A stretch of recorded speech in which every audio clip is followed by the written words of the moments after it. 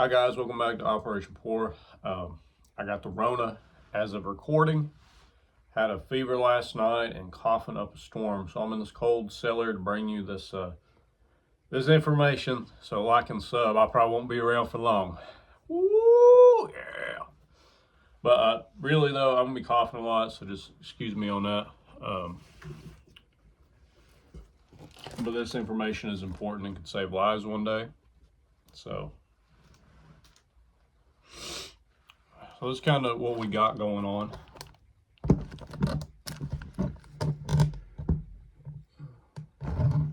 So we got radio 1, which could also be a team if you want to use more than 2 radios.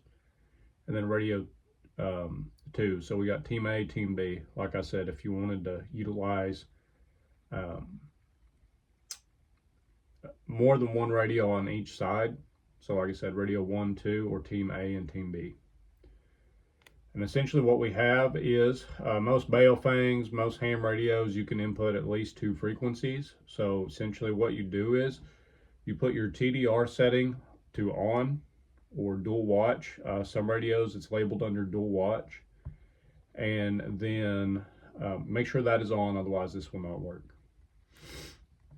And then you select a frequency. I'm not here to go over the FCC guidelines. In emergencies, it doesn't matter anyways. So frequency A, we got 462,675. That's what radio 1 is going to be talking on. Radio 2 is going to be listening to that frequency. However, they're going to answer back at frequency B, and frequency B is 462,550. So here's the thing, guys. One's going to be talking on one frequency. So let's say team A talking on frequency A, team B is talking on frequency B. What that does is anybody that can scan in and listen, especially if you're running analog signals, which are extremely easy to track and to scan into. I have a whole video on that. Even how to locate the people using them using a directional antenna. I have a video on that somewhere on my channel. If you're interested, go watch that one. Essentially, this just gives them half the conversation. Typically, when people scan frequencies, they're not scanning for more than one frequency. Most of the time, they are scanning for one frequency and they sit there and listen. Now, what you could do is you could use code words or something, not necessarily Morse code, but code words and stuff like that to even enhance, further enhance your security. So, I mean, this is really simple, but this is basically uncrackable unless someone is scanning for every possible frequency out there. They got multiple radios doing multiple scans. Now, something to enhance that is on the 5RM and the newer Baofangs, they have a scramble mode. And there's 3 options to scramble, and what that does is that changes the modulation of the radio signal. But it's not a squelch setting, it's just a scramble option. It's kind of hard to explain, but it changes the modulation of your voice, and then the receiving radio takes that and says, hey, I'm going to make that modulation good again. Okay, so it's essentially taking that scrambled up message and it's re-scrambling it into something that's coherent.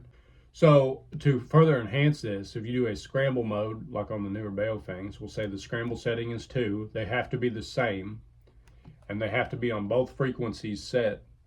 So you program it into this frequency, so A, and then you program it into this frequency B, scramble setting 2.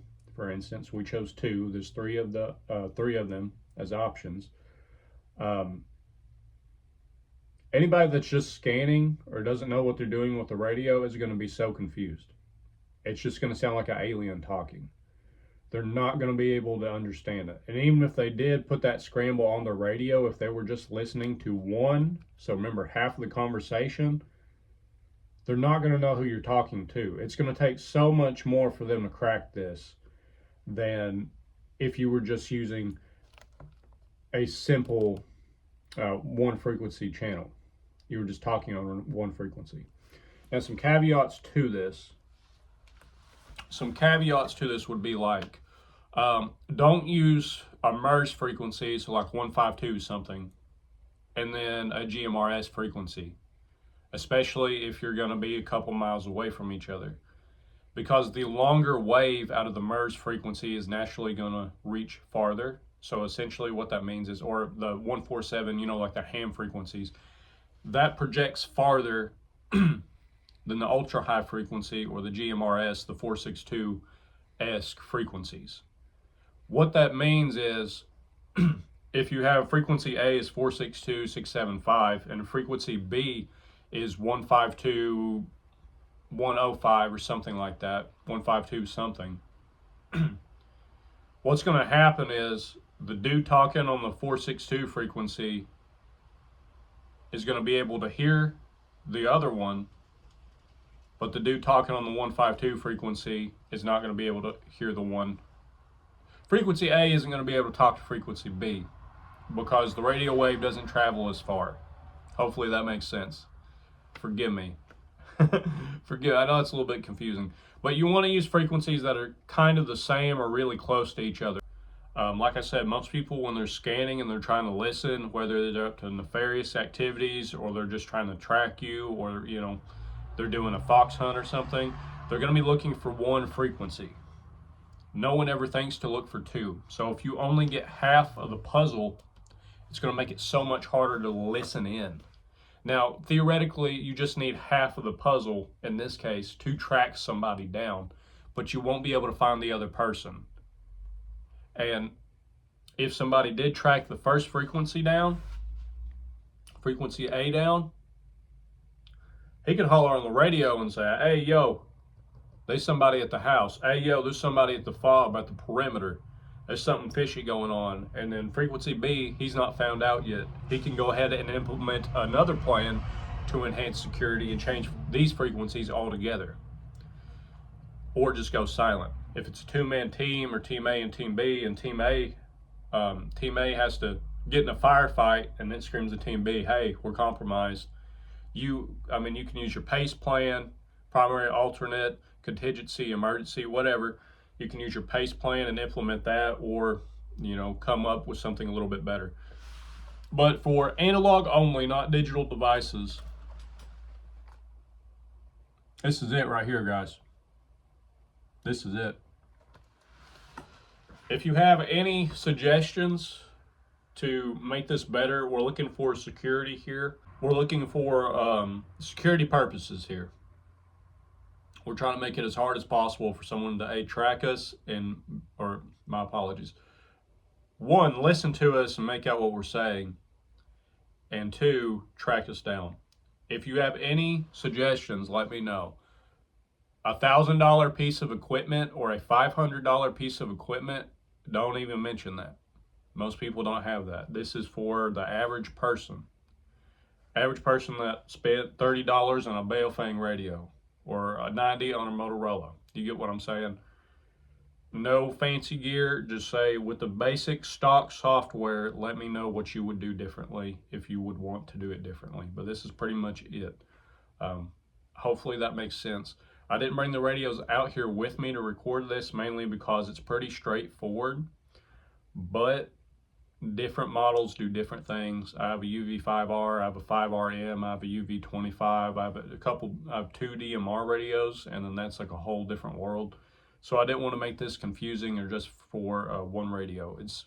You got frequency A, frequency B, turn on dual watch so you can listen to both. Team A or radio 1 talks on this one. Team B or radio 2, depending if you have just two people or groups, talks on this one. So if someone tunes into this one, they're only getting half the story. If they tune into this one, they're only getting half the story. It's going to take another team. It's going to take multiple people to figure out the whole puzzle. And then you add the scramble mode on, and you're locked up tight. It's going to take a long time or much longer to figure out what's going on versus if you're just doing one frequency. Let me know your thoughts down below. God bless you guys. Au revoir. Al bientôt. Peace.